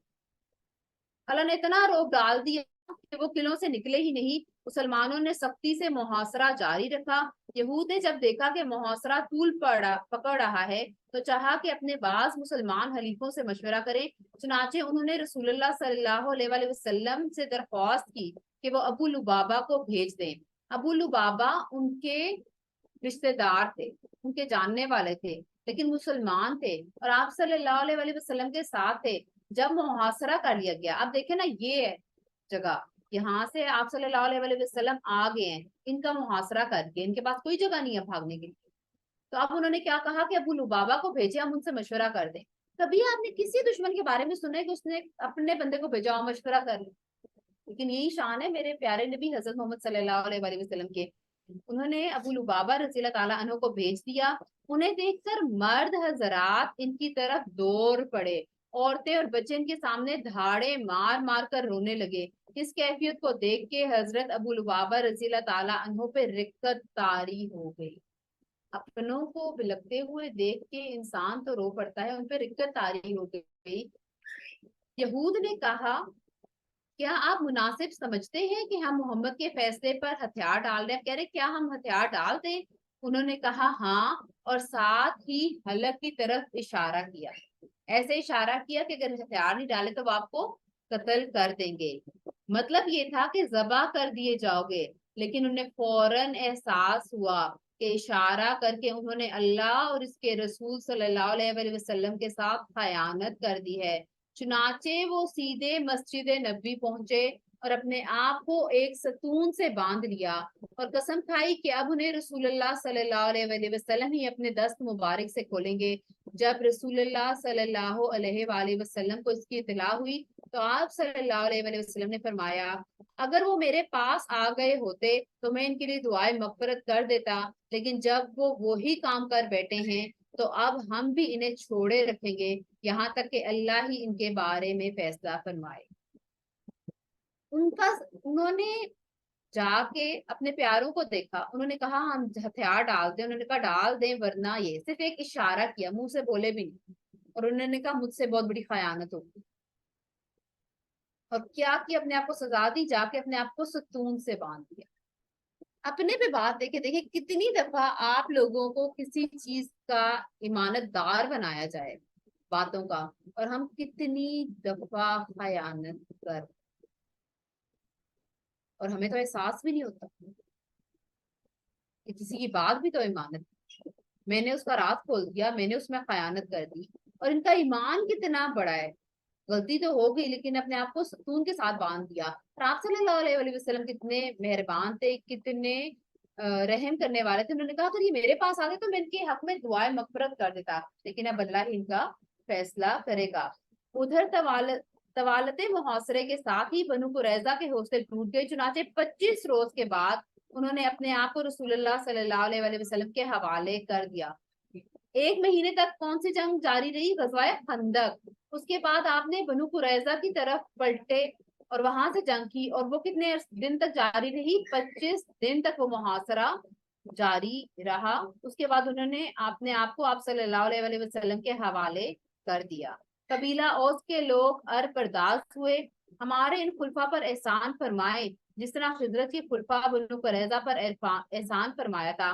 آپ صلی اللہ علیہ وآلہ وسلم نے فرمایا کیا آپ لوگ اس بات پر راضی نہیں کہ ان کے متعلق آپ ہی کا ایک آدمی فیصلہ کرے؟ انہوں نے کہا کیوں نہیں؟ انہوں نے کہا ہم پہ احسان کریں، ہمارے لیے آسانی کریں۔ آپ صلی اللہ علیہ وآلہ وسلم نے کیا کہا کہ آپ اس بات پہ راضی ہیں کہ آپ کا ہی ایک بندہ آپ نے جو کیا اس بارے میں آپ کے لیے فیصلہ کرے؟ جب اپنا بندہ کوئی فیصلہ کرے تو بندے کو بہت امید ہوتی ہے نا کہ وہ میرے حق میں فیصلہ کرے گا، وہ تو میری طرف ہی دے گا۔ لیکن کیا مسلمان اپنے رشتہ داروں کے حق میں فیصلہ کرتا ہے یا حق کی طرف فیصلہ کرتا ہے؟ لیکن کیا وہ فیصلہ آسان ہوتا ہے؟ بہت مشکل، بہت مشکل ہے۔ اور یہ فیصلے ماں ہونے کی حیثیت سے میں کہتی ہوں ہمیں روز اپنی اولاد کی طرف کرنا پڑتا ہے۔ بہت سی ماں کو دیکھا گیا ہے جو اپنی اولاد کی غلط بڑی باتوں پہ اتنے پردے ڈال دیتی ہیں اور دوسروں کو جھٹلا دیتی ہیں جو کہ بعد میں انہی کے گلے پڑتی ہیں۔ ہمیشہ حق کا ساتھ دیں، چاہے اپنا خون ہی سامنے کیوں نہ کھڑا ہو جائے۔ تو یہ معاملہ سعد بن معاذ کے حوالے کیا گیا۔ سعد بن معاذ رضی اللہ تعالیٰ عنہ انہی میں سے تھے۔ انہوں نے کہا اگر یہ جو فیصلہ کریں گے آپ مانیں گے؟ انہوں نے کہا جی ہم مانیں گے۔ اور اس کے لوگوں نے کہا ہم اس پر راضی ہیں۔ حضرت سعد رضی اللہ تعالیٰ عنہ کو غزوہ خندق میں جو زخم لگا تھا اس کی وجہ سے وہ مدینہ ہی میں تھے، انہیں گدھے پر سوار کر کے لایا گیا، کیوں؟ کیونکہ وہ بہت بیمار تھے، وہ سخت علیل تھے۔ جب رسول اللہ صلی اللہ علیہ وآلہ وسلم کے قریب پہنچے تو آپ صلی اللہ علیہ وآلہ وسلم نے فرمایا اپنے سردار کی جانب اٹھو۔ چنانچہ لوگ اٹھ کر ان کا استقبال کو گئے اور انہیں دونوں طرف سے گھیر لیا اور کہنے لگے سعد اپنے حلیفوں کے بارے میں حسن سلوک کیجیے گا، کہنے لگے کہ ہمارے حق میں فیصلہ کیجیے گا، اپنے حلیفوں کے بارے میں حسن سلوک کیجیے گا۔ کیا بنو قریظہ نے حسن سلوک کیا تھا اس وقت؟ نہیں، انہوں نے تو انتہائی قباست کا عمل کیا تھا، اور اب اپنی طرف جب بات آئی ہے تو کیا کہہ رہے ہیں؟ ہماری طرف حسن سلوک کیجیے گا۔ حضرت سعد خاموش تھے، کچھ جواب نہیں دے رہے تھے۔ جب لوگوں نے گزارش کی، بھرمار کر دی تو بولے اب وقت آ گیا ہے کہ سعد کو اللہ کے بارے میں کسی ملامت گر کی ملامت کی پرواہ نہیں۔ سعد کو اللہ کے معاملے میں اب جو فیصلہ ہونا تھا بیسیکلی تو وہ اسلام کا فیصلہ ہونا تھا، وہ تو حق اور باطل کا فیصلہ ہونا تھا۔ کتنے خوبصورت الفاظ ہے، اب وقت آ گیا ہے کہ سعد کو اللہ کے بارے میں کسی ملامت گر کی ملامت کی پرواہ نہیں۔ اللہ کی راہ میں کھڑے ہونے والا، دین حق پہ چلنے والا، اس کو تو لوگوں کی پرواہ نہیں ہوتی، اس کو تو حقیقتاً پرواہ ہوتی ہے تو صرف اس کی کہ میرا اللہ مجھ سے راضی ہو جائے، اور ہر فیصلہ ایسا ہو جو اللہ سبحانہ وتعالیٰ کے سامنے اس کو سرخرو کر دے۔ انہوں نے فیصلہ کیا، یہ سن کر بعض لوگ وہیں سے مدینہ پلٹ آئے اور قیدیوں کی موت کا اعلان کر دیا۔ وہ جانتے تھے کہ وہ فیصلہ حق پر کریں گے، اور انہوں نے کہا کہ جی قیدیوں کو مار دیں۔ جب حضرت سعد اتر چکے تو انہیں بتلایا گیا کہ بنو قریظہ ان کے ثالثی پر راضی ہیں، تو انہوں نے فیصلہ کیا مردوں کو قتل کر دیا جائے، عورتوں اور بچوں کو قیدی بنا لیا جائے، اور اموال تقسیم کر دیے جائیں۔ رسول اللہ صلی اللہ علیہ وآلہ وسلم نے فرمایا تم نے ان کے بارے میں وہی فیصلہ کیا جو 7 آسمان کے اوپر اللہ تعالیٰ نے کیا ہے۔ یہ فیصلہ یہودی شریعت کے مطابق بلکہ ان کی شریعت کے فیصلے کے مطابق میں زیادہ رحم و نرمی پہ مبنی تھا۔ حضرت سعد بن معاذ رضی اللہ تعالیٰ عنہ کے اس فیصلے کے بعد بنو قریظہ کو مدینہ لایا گیا۔ بنو نجار کی ایک عورت جو حارث کی صاحبزادی تھی کہ گھر میں قید کر دیا گیا، اور مدینے کے بازار میں خندقیں کھودی گئی، پھر انہیں ایک ایک گروہ کر کے لے جایا گیا اور ان خندقوں میں ان کی گردنیں مار دی گئی۔ ان کی تعداد 400 اور کہا جاتا ہے 600 اور ایک جگہ کہا جاتا ہے 700 کے درمیان تھی۔ جب اسلام کے آگے اوپر کھڑا ہو جائے تب ترس نہیں کھانا چاہیے، اور غداری کی انہوں نے عہد شکنی کی تو ان کو کیا سزا دی، اور وہ اس کے مستحق تھے کہ نہیں تھے۔ انہی کے ساتھ بنو نذیر کا سردار حجئی بن اختب بھی مارا گیا۔ یہ یہود کے ان 20 سرداروں میں سے ایک تھا جنہوں نے قریش اور غطفان کو غزوہ احزاب کے لیے تیار کیا تھا، پھر بنو قریظہ کے پاس آ کر انہیں عہد شکنی پر ورگلایا تھا، یہاں تک کہ انہوں نے مسلمانوں کی زندگی کی مشکل ترین اوقات میں ان کے ساتھ غداری کی تھی، اور غداری کے وقت حجئی نے سے یہ شرط لگائی تھی کہ یہ بھی ان کے ساتھ رہے گا، اور جو حشر ان کا ہوگا وہ ہی ان کا ہوگا۔ چنانچہ محاصرے اور ہتھیار ڈالنے کے دوران بھی یہ بھی ان کے ساتھ قتل کر دیا گیا۔ بنو قریظہ کے چند افراد ہتھیار ڈالنے سے پہلے مسلمان ہو چکے تھے، ان میں سے کوئی تعرض نہیں کیا گیا، بعض لوگوں کو ہبا کروا لیا گیا، انہیں بھی چھوڑ دیا گیا اور وہ مسلمان ہو گئے، اور ان کی ایک عورت بھی قتل کی گئی کیونکہ اس کی چکی کا پارٹ پھینک کر حضرت خلاد بن سوید رضی اللہ تعالیٰ عنہ کو قتل کیا تھا۔ بیسیکلی وہ دیال بہت سا سامان، بہت سے برتن، اونٹ اور بکریاں جمع ہوئے۔ آپ صلی اللہ علیہ وآلہ وسلم نے کھجوروں اور قیدیوں سمیت ان سب کا خمس نکال کر بقیہ مال غنیمت فوجیوں پر تقسیم کر دیا۔ جو پیدل تھا اس کا ایک حصہ تھا، جو شہ سوار تھا اس کے 3 حصے تھے، ایک حصہ اس کا اپنا اور 2 اس کے گھوڑے کے تھے۔ کیسی خوبصورت بانٹ کی تھی آپ صلی اللہ علیہ وآلہ وسلم نے مال غنیمت کی۔ قیدیوں کو نجد بھیج کر ان کے بدلے ہتھیار خرید لیے گئے۔ قیدیوں کو بھیجا گیا، ان کے بدلے کیا لیا؟ ہتھیار، کہ اگر آپ کو قیدی چاہیے تو آپ ہمیں کیا دیں گے؟ ہتھیار دیں گے۔ البتہ نبی صلی اللہ علیہ وآلہ وسلم نے ان میں سے حضرت ریحانہ بنت زید بن عمر بن حنافہ کو اپنے لیے منتخب کیا، پھر کہا جاتا ہے کہ انہیں اپنی ملکیت میں رکھا، اور کہا جاتا ہے کہ انہیں آزاد کر کے شادی کر لی۔ حجۃ الوداع کے بعد ان کا انتقال ہو گیا۔ جب بنو قریظہ کا کام تمام ہو چکا تو بندہ صالح حضرت زید بن معاذ رضی اللہ تعالیٰ عنہ کی دعا قبول ہو گئی۔ وہ مسجد نبی کے ایک خیمے میں تھے تاکہ نبی صلی اللہ علیہ وآلہ وسلم کے قریب ہی سے ان کی عیادت کر لیا کریں۔ ان کے اوپر ایک بکری گزر گئی جس سے زخم کھل کر ہنسلی کے پاس سے بہہ پڑا اور اس قدر خون نکلا کہ وہ وفات پا گئے۔ ان کا جنازہ مسلمانوں کے ساتھ فرشتوں نے بھی اٹھایا، اور ان کی موت پر رحمان کا عرش لرزا اٹھا۔ ادھر ابو لبابہ کون تھے؟ جو یہود کے پاس گئے تھے، بنو قریظہ کے پاس گئے تھے، اور ان کے پوچھنے پر انہوں نے اشارہ کر دیا تھا کہ تم لوگ مارے جاؤ گے، جنہوں نے اپنے آپ کو ستون سے باندھ دیا تھا، ان کا کیا ہوا؟ ادھر ابو لبابہ پر 6 راتیں گزر چکی تھی، نماز کے لیے ان کی بیوی انہیں کھول دیتی تھی، اس کے بعد وہ پلٹ کر پھر اپنے آپ کو ستون سے باندھ دیتے تھے۔ اس کے بعد حضرت ام سلمہ رضی اللہ تعالیٰ عنہ کے مکان میں ان کی قبولیت توبہ کی بشارت نازل ہوئی۔ حضرت ام سلمہ رضی اللہ تعالیٰ عنہ نے انہیں یہ بشارت دی تو لوگ انہیں کھولنے کے لیے دوڑ پڑے، مگر انہوں نے انکار کر دیا کہ رسول اللہ صلی اللہ علیہ وسلم کے علاوہ انہیں کوئی اور نہ کھولے گا۔ چنانچہ نبی صلی اللہ علیہ وسلم نماز فجر کے لیے نکلے تو انہیں کھول دیا۔ غزوہ بنو قریظہ کے بعد مسلمانوں کو مزید کئی عسکری کاروائیاں انجام دینی پڑی۔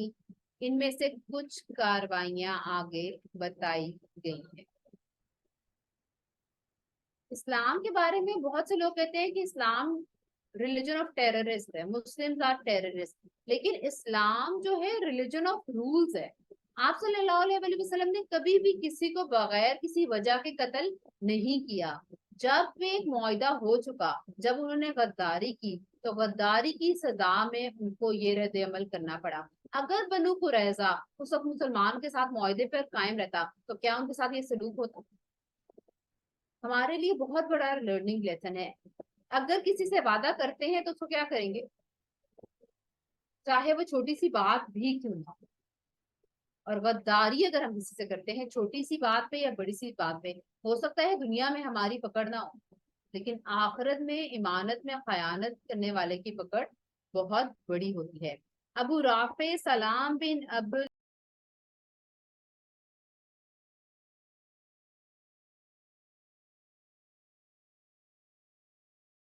حقیق کا قتل ذی الحجہ 5 ہجری۔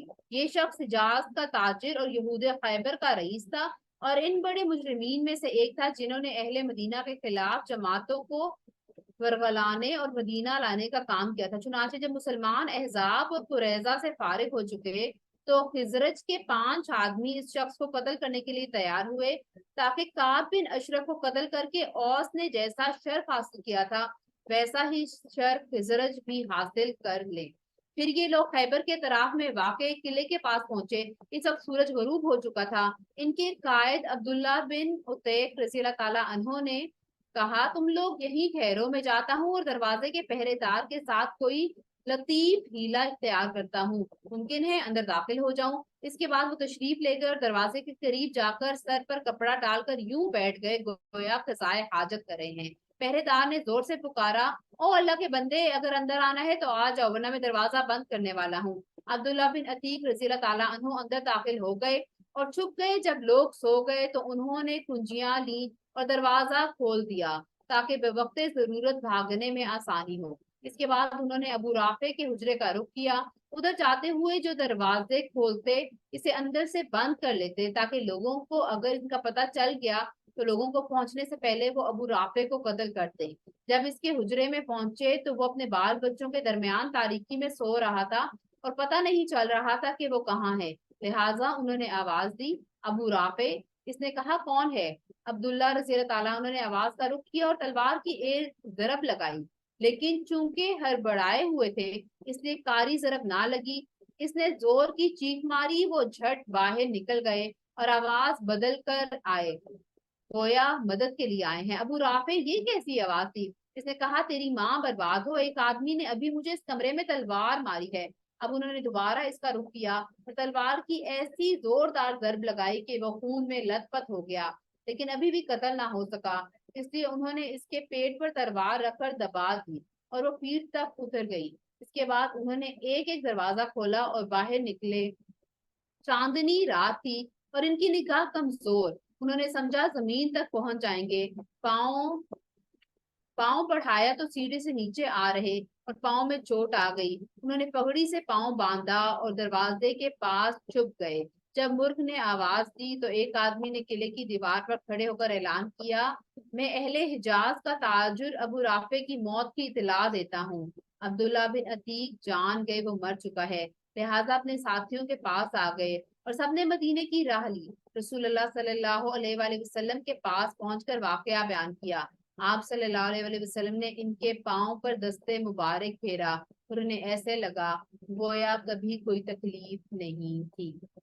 مسلمانوں کے خلاف جو بھی دشمن ہوگا اور جو دشمنی ظاہر کر دے گا، کیا پھر بھی ہمیں اس کا دوست بنے رہنا چاہیے؟ ہمیں اس کے خلاف کارروائی کرنی پڑے گی۔ آج ہم غیر مسلمز کے ساتھ رہ رہے ہیں اور انہی کے رنگ میں رنگتے جا رہے ہیں، کیا یہ صحیح ہے؟ قرآن مجید جن لوگوں نے تفسیر سے پڑھا ہوا ہے، بار بار قرآن میں کہا گیا ہے کہ غیر مسلموں سے دوستی نہ کرو، مشرک سے دوستی نہ کرو۔ تو آج جو پیس کے نام پہ ہم کہتے ہیں نہیں وہ تو بہت اچھے ہیں، بس ان میں چند بری آتے ہیں، جب انہوں نے عقیدہ توحید پر ہی ایمان نہیں لائے، جب ان کا بیسک عقیدہ ہی صحیح نہیں ہے، تو کیا آپ ان کے دوست ہو سکتے ہیں؟ اور جب آپ ان کے دوست ہی نہیں ہو سکتے تو ان سے ریلیشن شپس رکھنے کا تو سوال ہی پیدا نہیں ہوتا۔ اور اگر کوئی مسلمان کے سامنے کوئی کافر اعلان دشمنی کا اظہار کر دے تو مسلمان کو کیا چاہیے کہ اس سے پہلی بات دور رہے، اور اگر لڑنے کے لیے جنگ کی صورت میں اس کے سامنے آئے تو اس کا مقابلہ کرے۔ سیدہ یمامہ سماسہ بن اسال کی گرفتاری محرم 6 ہجری۔ سمامہ بن اسال نبی صلی اللہ علیہ وسلم اور آپ کے دین اسلام کو سخت ناپسند کرتے تھے، چنانچہ محرم 6 ہجری میں مسلمہ قذاب کے حکم سے بھیس بدل کر نبی صلی اللہ علیہ وسلم کو قتل کرنے نکلے۔ ادھر نبی صلی اللہ علیہ وسلم نے محمد بن مسلمہ کو 30 سواروں کے ساتھ ذریعہ کے اطراف میں جو بصرہ کے رستے میں مدینہ سے 7 رات کے فاصلے پر واقع تھا، بنی بکر میں کلاب کی تعدیب کے لیے بھیجا تھا۔ سواروں نے واپس آتے ہوئے راستے میں سمامہ کو پا لیا، چنانچہ انہیں گرفتار کر کے مدینہ لے آئے اور مسجد کے ایک ستون سے باندھ دیا۔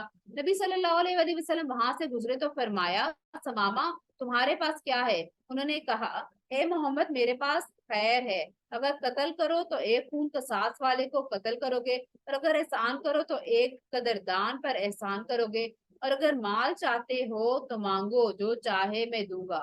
بیسکلی تو مارنے کے لیے آیا تھا، لیکن کیسا ہے، کیا کہہ رہا ہے کہ اگر قتل کرو گے تو قصاص دو گے، اگر مجھے معاف کر دو گے تو قدردان پہ احسان کرو گے، اور اگر مال چاہتے ہو تو میں مال دوں گا۔ اس کے بعد آپ صلی اللہ علیہ وسلم نے انہیں اسی حال میں چھوڑ دیا۔ دوسرے دن پھر گزرے اور پھر یہی گفتگو ہوئی، پھر تیسرے دن بھی یہی جواب ہوا۔ اس کے بعد آپ صلی اللہ علیہ وسلم نے فرمایا، سمامہ کو چھوڑ دو۔ صحابہ کرام رضی اللہ تعالیٰ انہوں نے چھوڑ دیا، انہوں نے غسل کیا اور مسلمان ہو گئے۔ پھر کہا، واللہ روئے زمین پر کوئی چہرہ میرے نزدیک آپ صلی اللہ علیہ وسلم کے چہرے سے زیادہ قابل نفرت نہ تھا، لیکن اب آپ کا چہرہ میرے نزدیک دوسرے تمام چہروں سے زیادہ محبوب ہو گیا، اور واللہ روئے زمین پر کوئی دین میرے نزدیک آپ کے دین سے زیادہ ناپسندیدہ نہ تھا، مگر اب آپ کا دین میرے نزدیک دوسرے تمام ادیان سے زیادہ محبوب ہو گیا۔ پھر واپسی پر حضرت سمامہ رضی اللہ تعالیٰ عنہ عمرے کے لیے مکہ گئے تو قریش نے انہیں اسلام لانے پر ملامت کی۔ انہوں نے کہا، واللہ تمہارے پاس یمامہ سے گیہوں کا ایک دانہ بھی نہ آئے گا جب تک رسول اللہ صلی اللہ علیہ وسلم اس کی اجازت نہ دے دیں۔ چنانچہ واپسی کے بعد انہوں نے اہل مکہ کے لیے گیہوں بھیجنے کی ممانعت کر دی، جس سے وہ مشکل میں پڑ گئے، حتیٰ کہ انہوں نے نبی صلی اللہ علیہ وسلم کو قرابت کا واسطہ دے کر لکھا کہ آپ سمامہ کو لکھ دیں وہ گیہوں بھیجنے کی اجازت دے دیں۔ آپ صلی اللہ علیہ وسلم نے ایسا ہی کیا۔ قریش مکہ جو آپ صلی اللہ علیہ وسلم کے دشمن تھے، ایک دفعہ انہوں نے لکھا کہ آپ انہیں کہہ دیں کہ ہمیں گیہوں دے دیں، تو آپ صلی اللہ علیہ وسلم نے لکھ دیا۔ اگر ہمارا کوئی دشمن بھی ہے، ہماری بات نہیں مانتا، لیکن جب بہت مشکل حالات ہیں تو ہمیں ہیلپ کرنی چاہیے۔ آپ صلی اللہ علیہ وسلم تو رحمت للعالمین تھے، تمام عالم کے لیے رحمت، تو کیسے ہو سکتا تھا کہ وہ خیر کا کام نہ کرتے اور اچھی باتوں میں کسی کی ریکویسٹ نہ مانتے۔ غزوہ بنو لحان ربیع الاول 6 ہجری۔ بنو لحان وہی ہے جنہوں نے رجعی میں صحابہ کرام رضی اللہ تعالیٰ عنہ کو قتل کیا تھا۔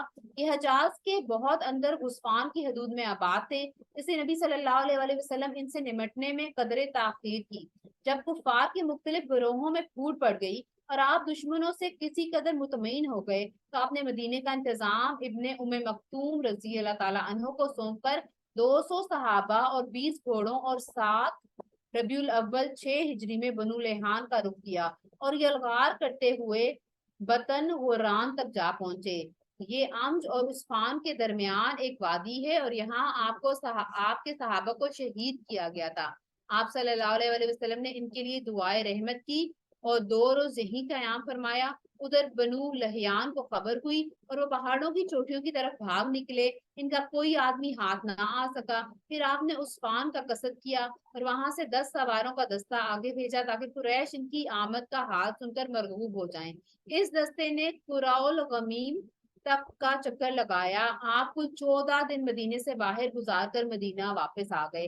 اللہ سبحانہ وتعالیٰ نے ایسا روب ڈال دیا تھا کفار کے دل میں اور یہود کے دل میں کہ اب مسلمانوں کو کوئی کنفرنٹ ہی نہیں کر رہا تھا۔ اور یکے بعد دیگرے آپ صلی اللہ علیہ وسلم کیوں غزوات کے لیے جا رہے تھے؟ تاکہ ان کو ایک دفعہ پتہ چل جائے کہ اب مسلمان رکنے والے نہیں ہیں۔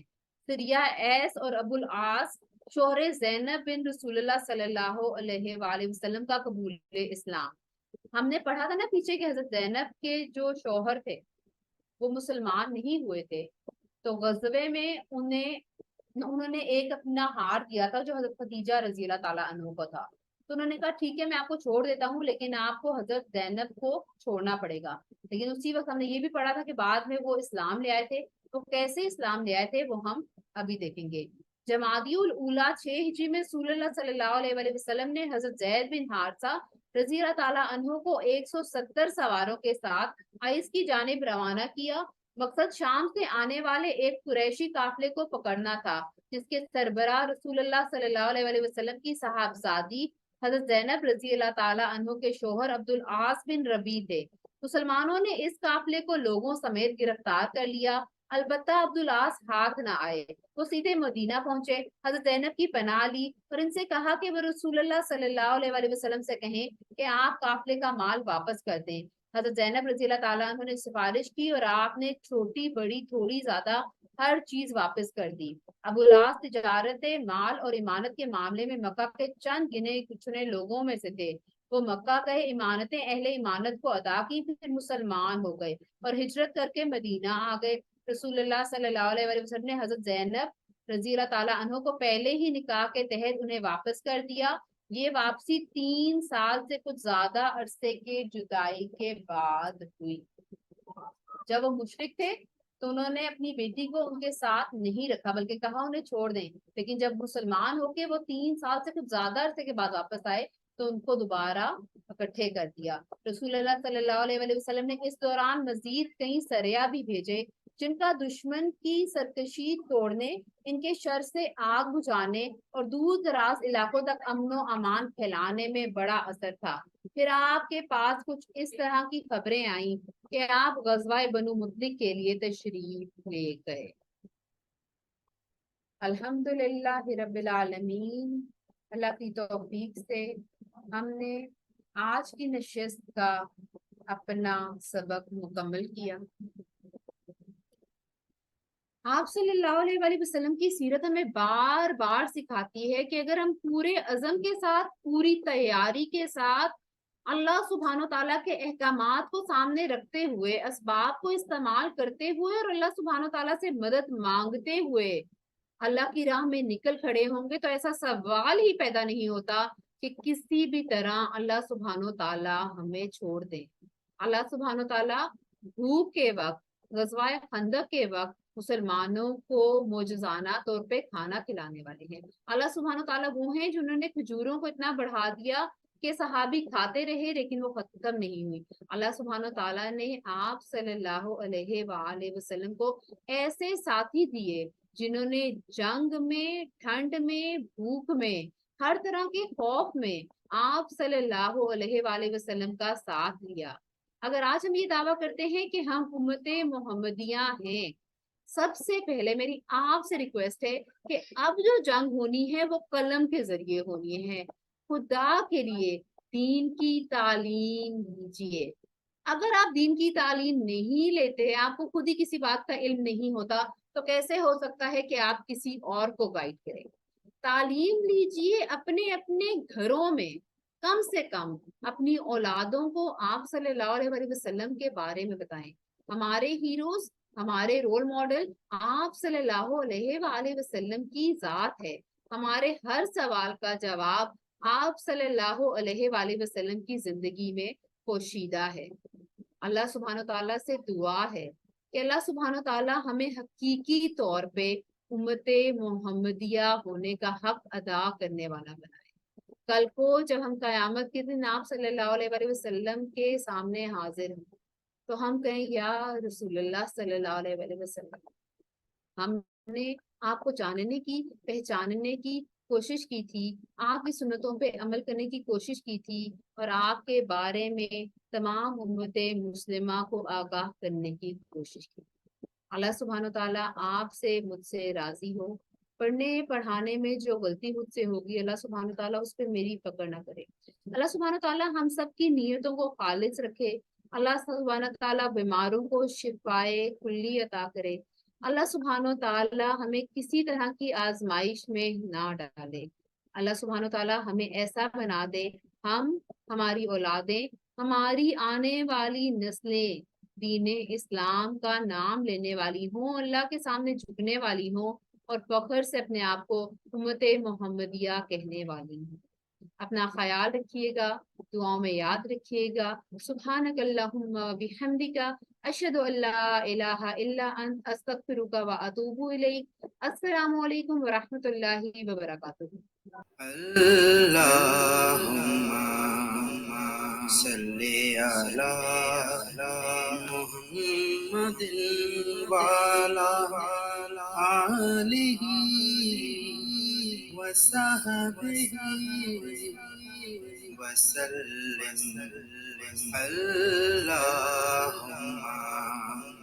صلی علی محمد وعلی آلہ وصحبہ وسلم۔